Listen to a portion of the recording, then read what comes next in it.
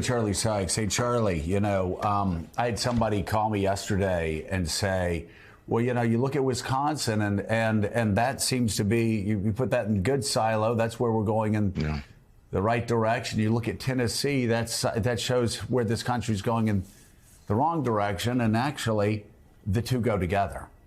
And it's just what we talked about. This is a Republican Party that is so radically disassociated from where the middle of America is, where middle-class Americans are, where middle America is, where the Midwest is, where the upper Midwest is, where swing voters, independent voters, Wisconsin, Pennsylvania, Michigan, Georgia, Arizona, every place that counts. I guarantee you, all those voters see this and they go, my God, they're not even pretending. They're not bigots. They're not even pretending anymore. And they're kicking these people out because they were upset about 9-year-old girls getting slaughtered in a schoolhouse, in a Christian schoolhouse. I think the two go together, Charlie. I think Wisconsin is the result of 100 Tennessees before it. And there'll be more. Joe, my problem with this whole story is the stupidity. It burns. What were the Republicans in Tennessee hoping to accomplish here? They look horrible. They have made superstars out of the Tennessee Three. These are three extraordinarily impressive and eloquent figures that you never would have heard of if it weren't for this vindictive retaliation by the Republicans, who decided that we have a supermajority and we can do this. And of course, that's the same story in Wisconsin, where the Republicans have a supermajority.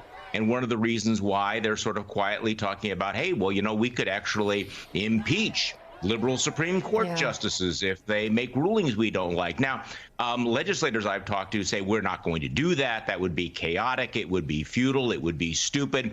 But we've seen this pattern before where the base demands this kind of action. All you need is one tweet or bleat out of Mar-a-Lago where Donald Trump says, why aren't the rhinos in Wisconsin expelling members of the legislature? Why aren't they impeaching justices?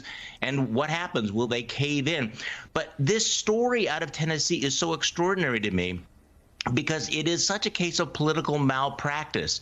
You are really, when you think of American politics, there are, not to be disrespectful, but to be a minority member of the minority party in the Tennessee lower house is a pretty obscure position. As a result of what happened yesterday, all three of these individuals are now superstars. They are martyrs, and they are going everywhere, and their message is going to be amplified in a way that it would be absolutely impossible without this Republican overreach. So the stupidity is at ramming speed right now, and there's no indication that Republicans in Wisconsin or Tennessee are engaging in any kind of a pivot or course correction. They're doubling down on abortion. They're doubling down on the attacks on democracy. They're doubling down on extreme positions on gun control. And I have to say, it's just, I would love to be in the room where Republicans are talking about this and they're explaining why this is a smart, intelligent thing to do that advances their agenda, because I can't figure it out at all. Like you said, the stupidity burns. You've got a really good way of putting it. You've got again two members who were in relative obscurity in the lower house in the Tennessee legislature, state house, Mika, who are now, again, political stars for good reasons. I mean, we've looked at them and go, oh my gosh, these guys, great speakers. They have a future. They're dynamic. The idiots in Tennessee, in the majority, martyred them in front of the world. This is going to continue to energize younger voters. It's going to energize black voters going into 24. It's going to energize everybody that Republicans don't want to energize. Watch these two members go out. They're going to start raising money for causes that are going to help Democrats and hurt Republicans. And Mika, just talking about, again, drawing the straight line from Wisconsin down to Tennessee. As Charlie said so eloquently, what happened in Tennessee was just pure political negligence. You draw a straight line. As the Wall Street Journal editorial page yesterday, the same sort of negligence that would have Wisconsin Republicans keep a law banning abortion, almost a total abortion ban from 1849 on the books going into that election this week. And they were warned. They knew it was coming. They couldn't get out of the way. It's the same thing in Tennessee. And they really are pushing. They just keep pushing their party and future chances over a cliff. Well, and again, the stupidity of it burns. That's such a great line, because it wasn't lost on a lot of the young people who showed up yesterday, who were, thinking about what to write on their signs to stop, gun reform, democracy, we're for our democracy. They want to write. One of them just wrote, and I'll replace the word with heck. Yeah. Just like, what is going on? What's going on? You all are so stupid. And it is political malpractice, because this will come back to bite them. And they have created 3 heroes, political heroes, who really stand up for the will of the people, as opposed to right-wing craziness. The overwhelming majority of the people feel poll after poll after poll after poll. I mean, read them. President Biden is condemning the actions of the Tennessee House of Representatives. He released a statement reading in part this: today's expulsion of lawmakers who engaged in peaceful protest is shocking, undemocratic, and without precedent.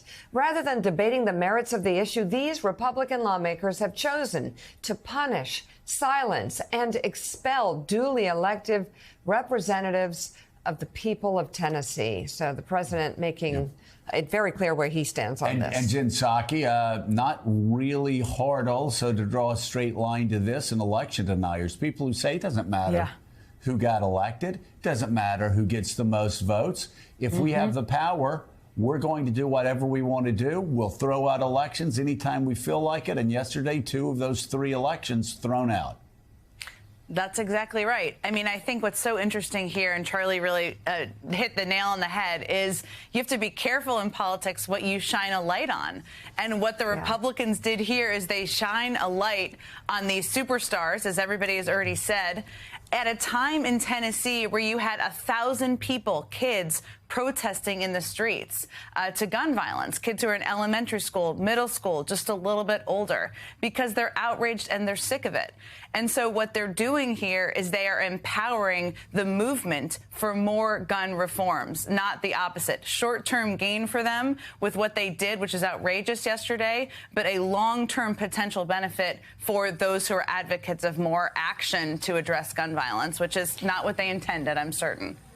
And let me just add here, if I can. I mean, part of the story, to me at least, is that the Republican Party, in states specifically, but nationally too, is in this sort of closed-off ecosystem. They consume from similar news outlets, but they're also not really threatened electorally because they've gerrymandered themselves. And so when you're a state-based Republican in Tennessee, you don't feel necessarily the backlash that you yourself are unleashing through actions like this. I mean, if you looked at the numbers in the votes yesterday, it was 75 to 25. That's like a huge gulf in power there, and it allows them to do these types of actions that I think we all agree are on the table will probably end up backfiring. And I guess my question for Eugene is, if you're a Democrat watching this, obviously you feel great in the moment. You think, this is energizing for our base.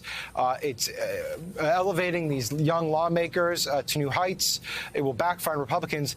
But isn't that coupled with this sort of resignation that the system itself is so gerrymandered and in effect rigged to certain outcomes in Tennessee that, we could talk about gun control laws or, fundraising from this moment, but things probably are not going to change. Well, not in the short term, Sam, but I think what this does is, I think, energize the Democratic party in Tennessee, the base.